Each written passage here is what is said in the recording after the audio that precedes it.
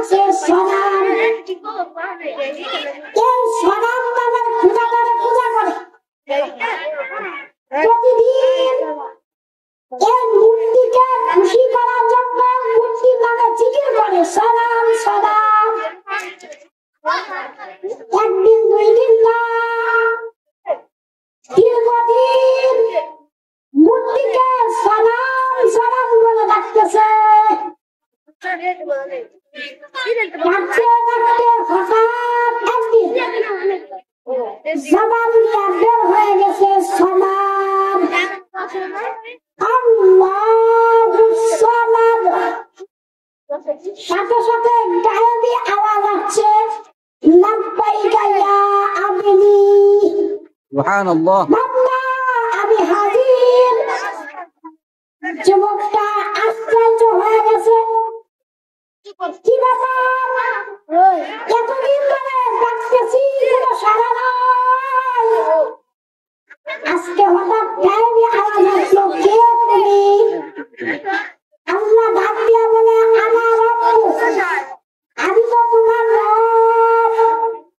তুমি জানে খোদা মনে করতেছ, সে তো তোমার আসল খোদা না। বানানেওয়ালা তো আমি আল্লাহ। আজকে তুমি অনিচ্ছায় মনোযোগী থাকার কারণে জবান থেকে ভুলে বের হয়ে গেছে সনাম। আর আমি আল্লাহর একটা নাম হলো সনা। তুমি যখন জবানটা উচ্চারণ করলাম, আমি আল্লাহ তো চুপ করতে পারলাম না, হাজির হয়ে গেছে। এই কথা শোনার পর যুবক মূর্তিদারের লাইন উঠাইয়া ভাইয়া, যুবকটা মনে মনে চিন্তা করলো, এতদিন ধরে ডাকি কোনো সাড়া নাই, এবারে আর পূজা করবো না। একটা মাত্র ডাক দেওয়ার কারণে যে আমার ডাকে সাড়া দিয়েছে, সেই আমার আসল খোদা। আমি তাওবা করতে চাই, আমি ফিরে আসতে চাই। আল্লাহ গায়েবী ভাবে জানাইয়া দিলেন, তোমার জায়গায় এক আল্লাহ ওয়ালা আছে। আল্লাহ ওয়ালার কাছে যাইয়া তুমি তওবা করো। ওই যুবকটা ঘর থেকে বের হয়ে গেল তাওবার নিয়তে। তাওবা করবে। বের হয়ে যাওয়ার পর কিছু যাওয়ার পরে হঠাৎ আল্লাহ তার জান্নাত বলে, এখন জান্নাত থেকে ফেরেশতা আসছে জান্নাতের মধ্যে নেওয়ার জন্য, জাহান্নাম থেকেও ফেরেশতা আসছে জাহান্নামে নেওয়ার জন্য। ফেরেশতাদের মাঝে কথা হইতেছে। এই লোকটা তাওবা করার জন্য নিয়ত করেছে, একে আমরা জান্নাতে নিয়ে যাব। জাহান্নামী ফেরেশতা ডাক দিয়া বলে, না, এখনো তো তাওবা করে নাই, কেবল নিয়ত করছে। ফায়সালা কি হবে? আল্লাহ বলে, জিবরাইল যাও ফায়সালা দিয়ে আসো। জিবরাইল আলাইহিস ফেরেশতাদেরকে বলেন, আল্লাহর ওয়াদার, আল্লাহর আদেশ, তোমরা জায়গা পাবো। আল্লাহ বলেন, আল্লাহ ওয়ালার জায়গা যদি কাছে হয়, লোকটা জান্নাতি। আর আল্লাহ ওয়ালার জায়গাটা যদি দূরে হয়, বাড়িটা যদি কাছে হয়, তাহলে লোকটা জাহান্নামী। কিন্তু মূল সত্য হলো আল্লাহ ওয়ালার রাস্তাটা দূরে ছিল। আল্লাহ নিয়োগ করার কারণে বান্দা আল্লাহ ওয়ালার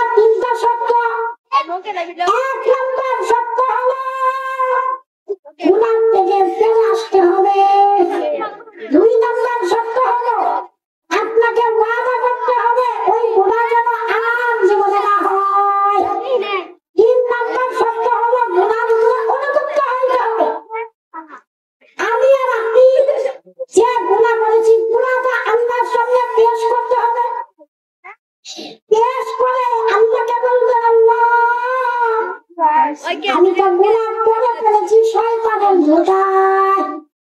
অনিচ্ছায় আল্লাহ, ইচ্ছা ছিল না, তুমি আমাদেরকে মাফ করে দাও। আল্লাহর কাছে যদি 2 ফোঁটা চোখের পানি ছাড়িয়া কাঁদতে পারেন, আল্লাহর কাছে যদি 2 ফোঁটা চোখের পানি ভাড়া কান্না করতে পারেন, আল্লাহ মাফ করে দিবে, ঠিক না? ও মুসলমান ভাই, কবরটা কিন্তু সাধারণ কোনো ঘর নয়। আমার আপনার জিন্দগি ফুরা গেলে কবর হবে জিন্দগি। দুনিয়ার জিন্দগিতে কত কিছুই না করি, দুনিয়ার জিন্দগিতে কত কিছুই না সাজাই। আরে দিনের ঘরে ভালো লাগে না, বিল্ডিং বানাই। একতলা ভালো লাগে না, 2 তলা বানাই। 2 তলাও ভালো লাগে না, 3 তলা বানাই। শুধু তাই না, নরমাল খাট নয়, দামি খাট বানাই। তুষকে হয় না, জাজিম বানাই, ঠিক না? ঘরের আসবাবপত্র ভালো লাগে না, দামি ফার্নিচার নিয়ে আসি। কিন্তু আমি আর আপনি যখন মরে যাবো, কবরে কোনো ফার্নিচার থাকবে না, কবর কোনো উঁচু থাকবে না, কবরের ভিতরে কোনো বিল্ডিং থাকবে না, কবরের ভিতরে কোনো বিছানা থাকবে না। সাধারণ মাটির মধ্যে, শীতের মধ্যে খালি পা রাখলে ঠান্ডা লেগে যায়। দিনের পর দিন, রাতের পর রাত, বছরের পর বছর আমাকে আপনাকে ঠান্ডা মাটির মধ্যে ঘুমাইতে হবে। শুধু তাই না, কপাল যদি খারাপ হয়, আগুনও জ্বলতে পারে, ঠিক না? মুসলমান মরার আগে নিজের আমলগুলো যাচাই করেন। মুসলমান মরার আগে নিজের কতটুকু ভালো হইলেন যাচাই করেন। আল্লাহ, আপনি আমাদেরকে মাফ করে দেন। আল্লাহ, কবরের আযাব থেকে আপনি আমাদেরকে মাফ করে দেন। মুসলমান, যে মুসলমান বানাইলেন, মুসলমানের কাজ করে যাওয়ার তৌফিক দান করেন। আমল করতে রাজি আছেননি? আমল করতে রাজি আছেননি? এখানে যারা গাড়ি রাখি নাই, আজকের পর থেকে গাড়ি কাটবো না, ইনশাআল্লাহ। আপনার যারা গাড়ি নাই, যাদের গাড়ি নাই, এখনো গাড়ি রাখেন নাই, তারা আপনার গাড়ি আর কাটবো না। এই যুবকরা হাসে কেন? হাসার কথা বলছি। হ্যাঁ? আমি গাড়ি কাটতেছেন, আপনার কি পরিমাণ ইবাদতের সাথে জানেন? দাড়ি রাখা আল্লাহর হুকুম। আমাদের নবীজি রাখছেন না, এটা আমাদের জন্য ওয়াজিব। ওয়াজিব মানে কি? বাদ দেওয়া যাবে? কথা বলে না। ওয়াজিব মানে কি? বাদ দেওয়া যাবে? রাখতে হবে। ছাড় দেওয়ার কোনো সুযোগ নাই। আর এক মুষ্টি পরিমাণ রাখা হলো সুন্নাহ।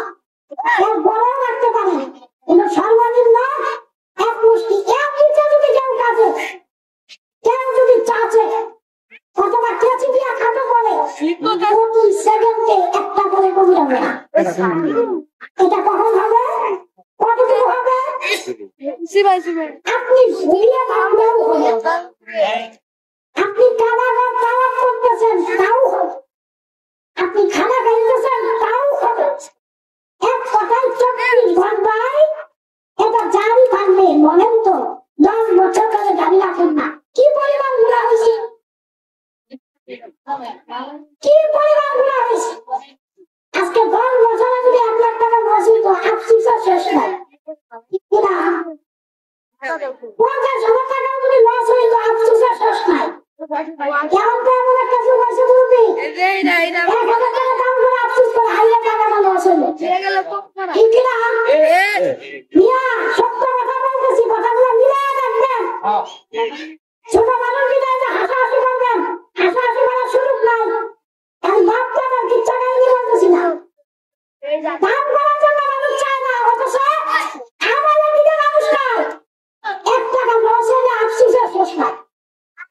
সেদিন এক মুরব্বী, একটা সত্য ঘটনা বলি, এক মুরব্বী দাড়ি রাখা, আমার দাড়ি রাখছে, টুপিও মাথায়, হাতের মাথায় একটা সিগারেট ধরে রাস্তায় যেন কি খুঁজতেছে। আমি আমার ছোট একটা গাড়ি চালাই, আপনারা জানেন। তো যাইতেছি, করতেছে, সাথে যদি হেল্প করি আমার তো সব হবে। আমি দাঁড়াইলাম, বললাম চাচা কি হয়েছে? বাবা 10টা টাকা হারাই গেছে। 10টা টাকা হারাই গেছে। তো 10 টাকা হারাই গেছে, এটা খুঁজতেছে হাতে সিগারেট নিয়ে। আমার মনে হয় নামাজ পড়ে না। নামাজ চলে যাইতেছে, নামাজ চলে যেতেছে, আফসোস নাই। এটার জন্য খুঁজাখুঁজি নাই। অথচ 10 টাকা হারাই গেছে, এটা খুঁজা বের করতেছে। এই হলো দুনিয়ার নীতি। আল্লাহ রাসূল তো বলছেন, হুক্কু দুনিয়া রাসূলুল খতিয়া। দুনিয়ার মুহাব্বত সমস্ত গুনাহের মূল। এই জন্য মুসলমান ভাই, আমাদেরকে দুনিয়ার মুহাব্বত ছেড়ে দিতে হবে। দুনিয়ার মুহাব্বত ছেড়ে দিতে হবে। দুনিয়ার কিচ্ছু না। আপনি আল্লাহওয়ালা হয়ে যান, আল্লাহ আপনার জন্য সব হয়ে যাবে। আচ্ছা, দুনিয়া বানাইছে কেনা? আল্লাহ বানাইছে। যা কিছু হইতেছে সব আল্লাহ বানাইছে। আপনি মনে করেন আপনি ধান লাগান, ধান কেন সার দেন দিলে ধান হয় না? একমাত্র আল্লাহর হুকুমে হইতেছে। আপনি যদি ধান কেন সার না দিয়ে 5 ওয়াক্ত নামাজ পড়ে দোয়া করেন আল্লাহর কাছে, আল্লাহ চাইলে ধান বেশি হবে কি হবে না? আপনাদেরকে আজকে একটা গোপন কথা বলি। এর আগে কোথাও বলি নাই, মিডিয়াতেও যায় না। এই কথাটা মিডিয়াতে দিবেন না। আমি আল্লাহ রহমতে আমল যতটুকুই করি, ইখলাসের সাথে আমল করার চেষ্টা করি, এবং আমল আল্লাহর কাছে পেশ করে দোয়া করলে আমি সাথে সাথে ফলাফল পেয়েছি। আবার সাথে সাথে ফলাফল। এরপরে শুকরিয়া আদায় করি, আল্লাহ আমি আপনার যতটুকু আছে তার চেয়ে আপনি আমার বেশি আছেন। শুধু আল্লাহ কি আমার একা না? সবা সবা। আল্লাহ আমাকে যেমন ভালোবাসে, আমাকে যেমন মহব্বত করে, আমি যেমন তার বান্দা, আপনারাও তার বান্দা। আমি ছোট বলে আমাকে মহব্বত বেশি করে, আপনি বড় বলে আপনাকে মহব্বত কম করে, বিষয়টা এরকমও না। তবে কারণ হলো আল্লাহর কথা যারা মানবে, আল্লাহর হুকুম মোতাবেক যারা চলবে, তাদেরকে আল্লাহ ভালোবাসবে। এটা আল্লাহর ওয়াদা। আর আল্লাহ কখনো ওয়াদা খেলা করেন না।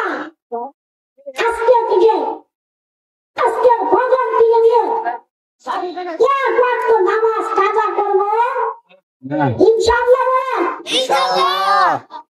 ইতিপূর্বে আমাদের নামাজ কাজা হয়েছে কি হয়েছে না? অনেক হয়েছে। এখন কাজা নামাজ আদায় করবেন কিভাবে? আল্লাহর কাছে নামাজ রাজি করেন, তাওবা করেন, আল্লাহ চাইলে মাফ করে দেন। কিন্তু শর্ত হইল বাকি জিন্দেগিতে যতদিন হায়াত পাবে আর নামাজ কাজা হওয়া যাবে? কথা বলে না, যাবে না। সামনে আমাদের রমজান মাস, রমজানের প্রস্তুতি নেন। অনেকেই তো বর্তমান সমাজ এমন চলতেছে যে রমজানের প্রস্তুতি না নিয়ে নির্বাচনের প্রস্তুতি নিতেছে। ঠিক আছে না?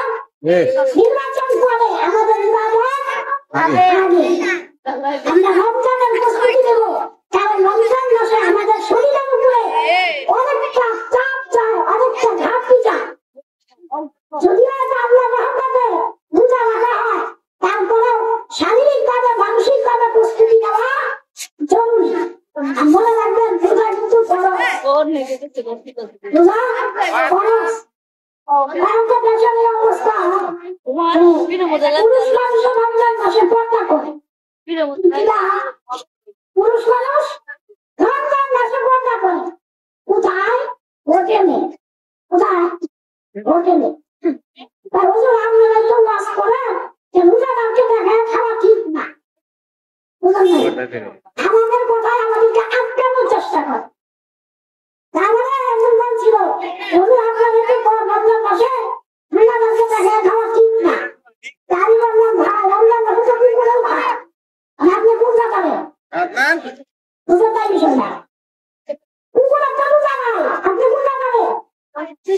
মুসলমান হিসেবে আমাদের উপরে রোজা ফরজ থাকতে হবে। একটা রোজাও যেন কারো কাজা না হয়, ইনশাআল্লাহ বলেন। যারা অর্থের মালিক হয়েছেন, টাকাওয়ালা হয়েছেন, পয়সাওয়ালা হয়েছেন, কারণ করে যদি হজ ফরজ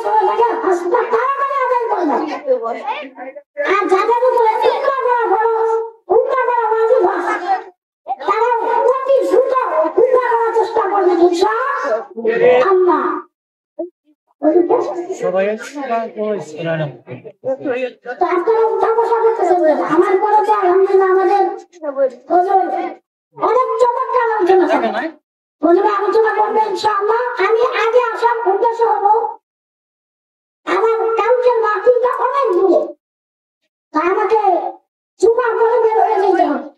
এই জন্য আমি আজকে আগে প্রতিদিন মাহফিলে সবাই পরেই বয়ান করি। আর এখান থেকে আমার বাসা খুব একটা দূরে না, আপনারা আমাকে ছিলেন ঠিক না? এতক্ষণ যে কথা বললাম আপনারা সব কথা কি বুঝছেন? আমি আগেই বলছি এটা একটা ক্লাস। আপনারা যদি কোনো কথা আমার যদি না বুঝে থাকেন তাহলে বলেন, আমি আবার বলে বুঝিয়ে দেব। আম পাবলিক যারা আছেন আপনারা তো খুবই কম বুঝেন, আর না বুঝলে এটা বেদন না ঠিক না? হয় হরিদের বদনাম করেন আর নয়তো হরিদের পাপ দিতে ক্লাস করে। আল্লাহ তাআলা এইখানে যারা উপস্থিত হয়েছে সকলের জীবনের গুনাহকে মাফ করে দিন। আমিন। গুনাহ মাফ করে দিন আল্লাহ। আমি তো দোয়া করলাম, আপনারা আমিন বললেই তো দোয়া হবে ঠিক না? আমি দোয়া করলাম, আপনারা আমিন বললেই দোয়াটা পেয়ে গেলেন। দিনের জন্য দিনের পথে থাকার চেষ্টা করবো। এখন দিনের পথে থাকা খুব কষ্ট, এত কষ্ট যে শয়তান আমাদের পিছে এত পরিমাণ লাগে, এক কায়দায় না এক কায়দায় আমাদেরকে দুনিয়ামুখী করে ফেলে। এই জন্য আমাদের বেশি থেকে বেশি